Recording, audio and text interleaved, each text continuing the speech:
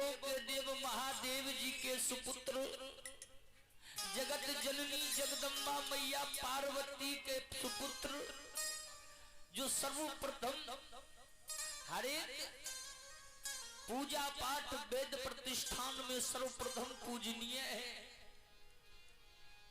उनको सर्वप्रथम बुलाने के लिए वक्त कहा। ओ गणपति जी के ये मंगल मूर्ति के आरती उतरियो ना गौरी के ललना रे ललना गौरी के ललना रे ललना गौरी के ललना गणपति जी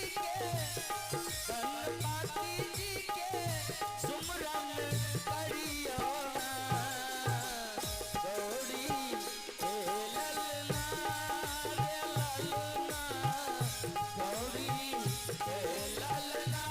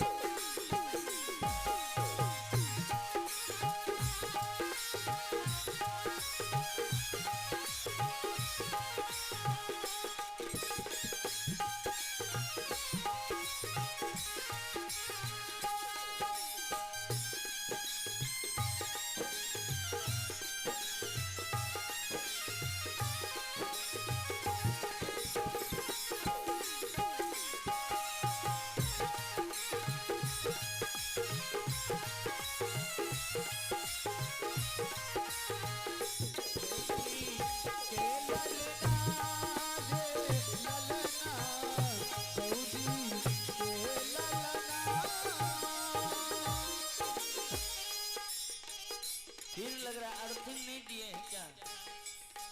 अर्थिंग दिए हैं भैया बाजा में? नहीं दिए हैं।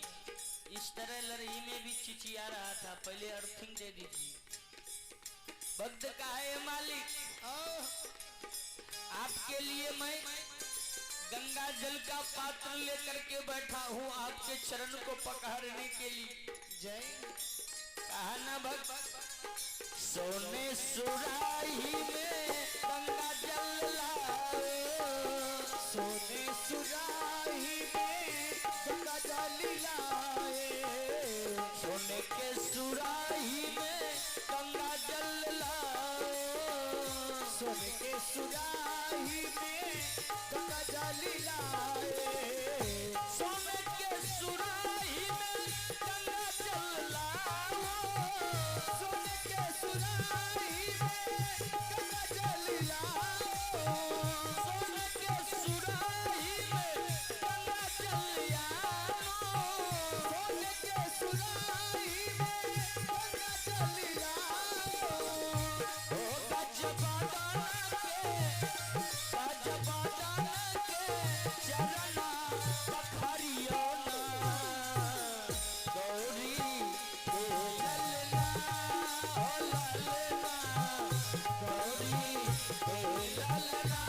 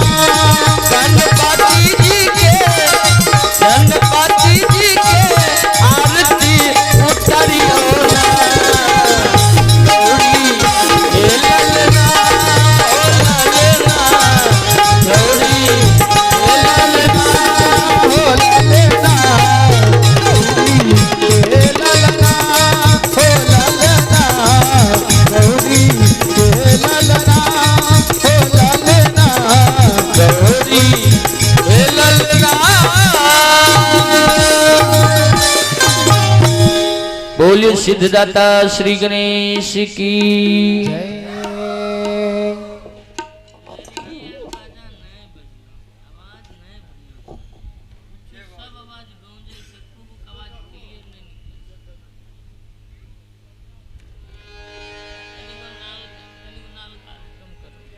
आइए जी एक माँ की वंदना हो जाए।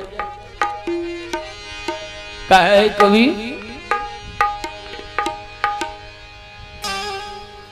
कि माँ के दरबार में भक्तों को सुरूर मिलता है।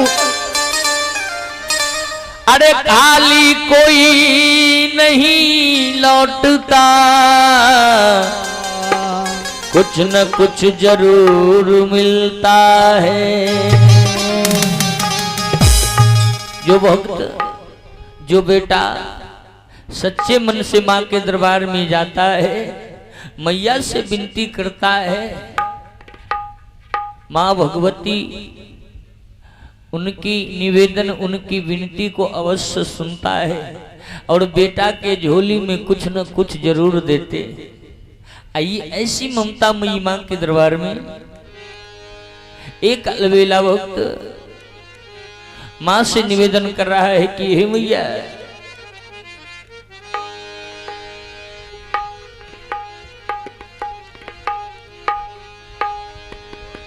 कि हे सरदा मैया हमर आहे जिंदगी सवार दा। भक्त दोनों हाथ जोड़ करके कहा, ये माँ मैया जब तक आपका आशीर्वाद इस बेटा पर नहीं होगा ना, तब तक ये बेटा इस संसार से इस कलिकाल कलयुग में कभी पार पाने वाला नहीं है। जरा माँ मेरे अंदर ज्ञान की ज्योति जला देना। भक्त कहा कि हे सरदा मैया हमर जिंदगी सवार दा। हे सरदा मैया हमर जिंदगी सवार दा। हे सरदा मैया हमर जिंदगी सवार दा। सरदा मैया हमर जिंदगी सवार दा। भगतन के तारलू जैसे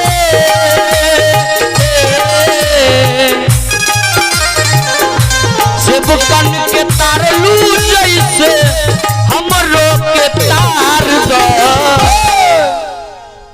भगतन के तारलू जैसे मैया, मैंने सुना कि बड़े बड़े पापी आपके दरबार में आकर के तर गया मैया।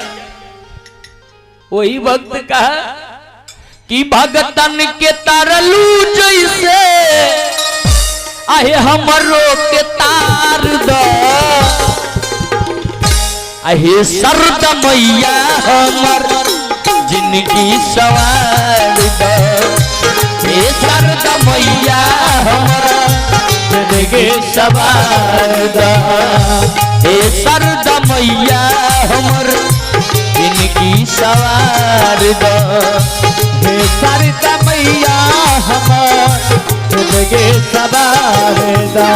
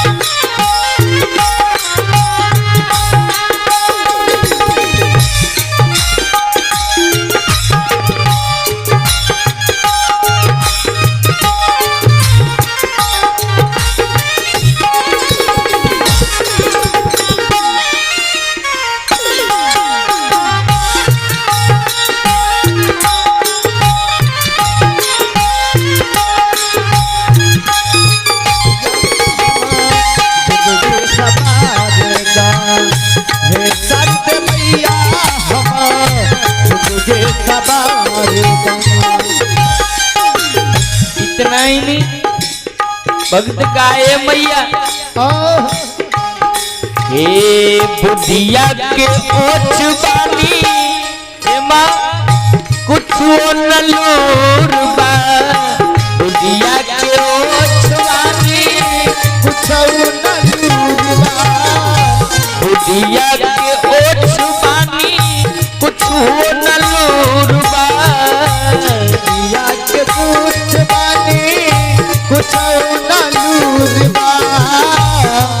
ए मैया खाली तोरा भगती के चढ़ल सुरूर बा, खाली तोरा भगती के चढ़ल सुरूर बा, खाली तोरा दर्शन के चढ़ल सुरूर बा, तोरा तारी संगे चढ़ल सुरूर बा।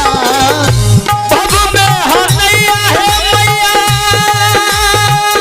जल्दी से पार दो, जल्दी से प्यार दा, भव में हनैया हर जल्दी से पार दो, भव में हनैया हमारी जल्दी से पार दा। हे सरदा मैया हमर जिंदगी सवार दो, हे सरदा मैया हमारी हे सरदा मैया हमर जिंदगी सवार दो, हे सरदा मैया हमारी मुझे सवार दा। हे भगतन के तरलू जैसे, भगतन के तरलू जैसे हमरो के तार दो, हे सरदा मैया हमर जिंदगी सवार दो, हे सरदा मैया हमारी मुझे सवार दा। हे काली मैया हमर जिंदगी सवार दो, हे सरदा मैया हमारी मुझे सवार दा। बोली सच्चे दरबार की। तो हर वक्त पीते रहे चक्कर कौन वैसे आइए दो लाइन में छोटा सा एक हनुमान जी की वंदना हो जाए। लिखा है न कवि कि साहेब से सेवक बरो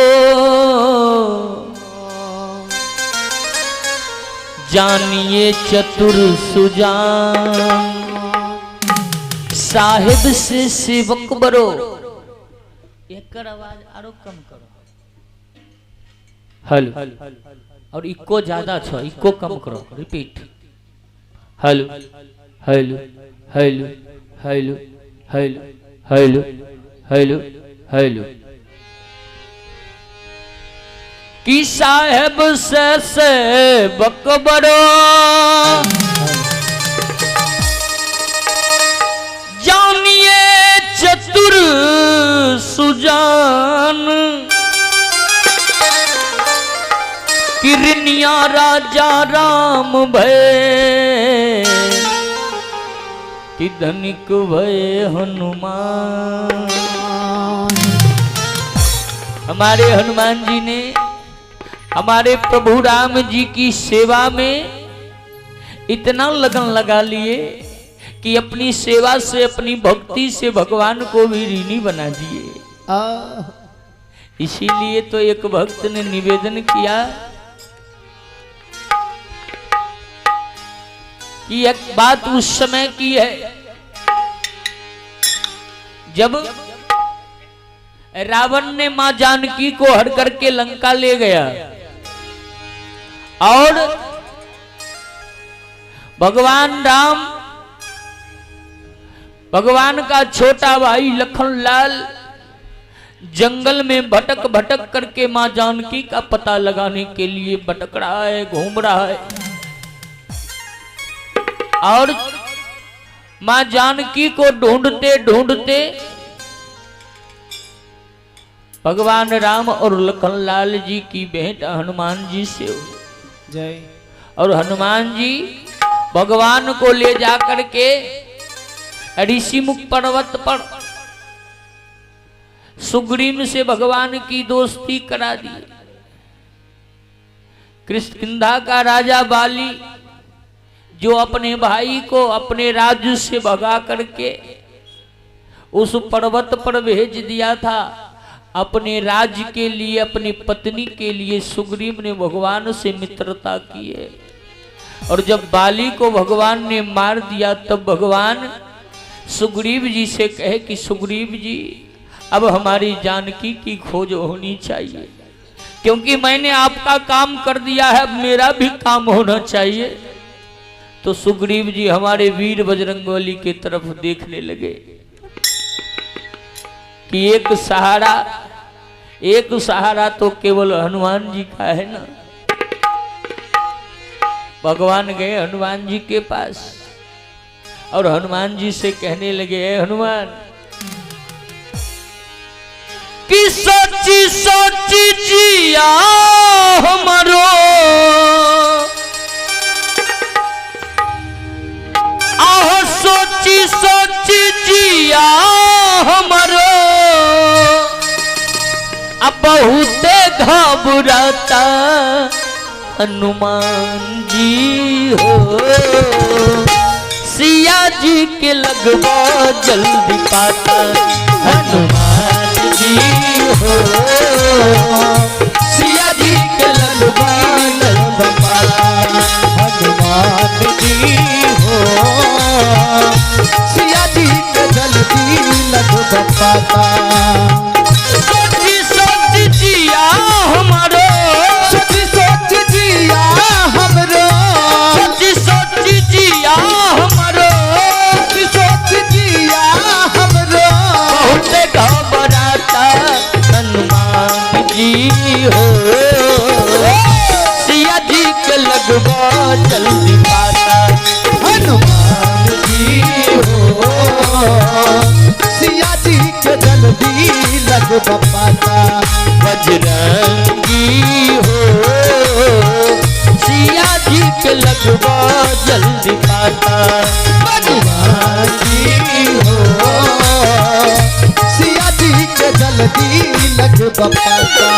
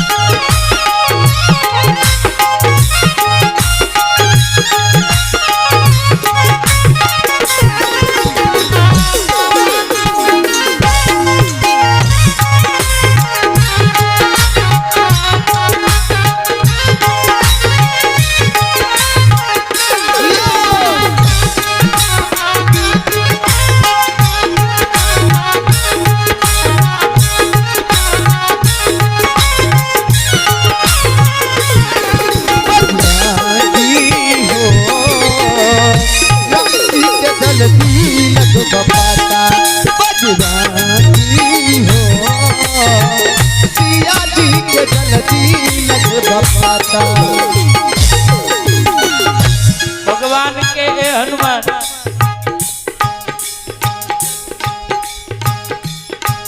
हनुमान मुनितर मुद्रा ओ मन मन में हो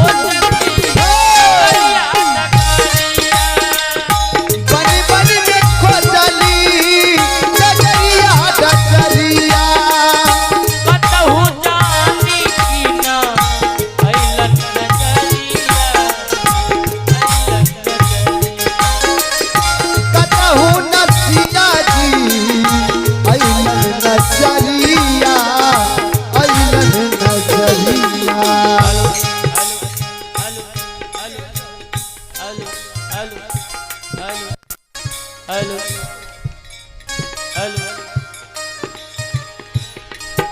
भगवान के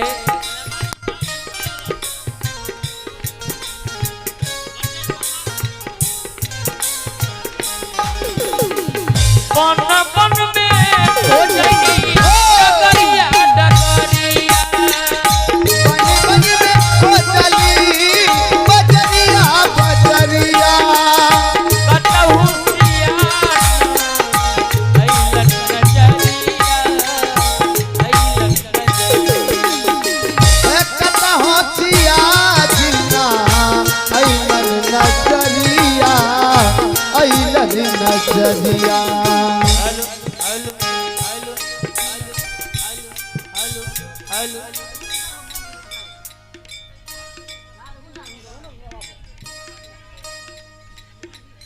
हेलो हेलो हेलो हेलो हाँ वहाँ फूल से तो मास्टर बढ़ाओ ना मास्टर हेलो हेलो हेलो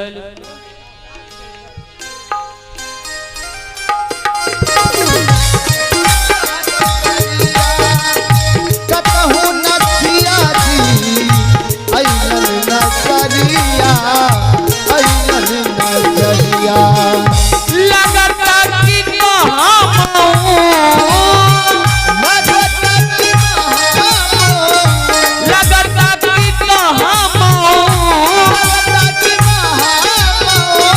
पहले लापता बजरंगी हो सिया जी के जल्दी लगो पाता बजरंगी हो सिया जी के जल्दी लगो पाता बजरंगी हो सिया जी के जल्दी लगो पाता जिया हमारे जिया हमरो जिया हमारे जिया हमरो बहुत घबराता हनुमान जी हो सिया जी के जल्दी लगो पाता हनुमान जी हो सिया जी के जल्दी लगो पाता हनुमान जी हो सिया जी के जल्दी लगो पाता हनुमान जी हो सिया जी के जल्दी लगो पाता। बोलिए बोलिए वीर बजरंग बली की सरकार नहीं भेले एकदम नीचा में हमर बाबा रे बैठल छतनी आ भगवान के अनन्य भक्त हनुमान जी ओकरे नाम पर कंजूसी करे छथिन ने एना नहीं करियो सरकार अपने हर जे आवाज देवे ने ती बच्चा तनी अपने हर के आवाज से इनकरा सब आदमी हमरा मंडली के जे छे ने साहस बर एकदा बोलिए बोली राजा रामचंद्र की आई कुछ देर टेबल के सहारे में आप सबकी सेवा करूं।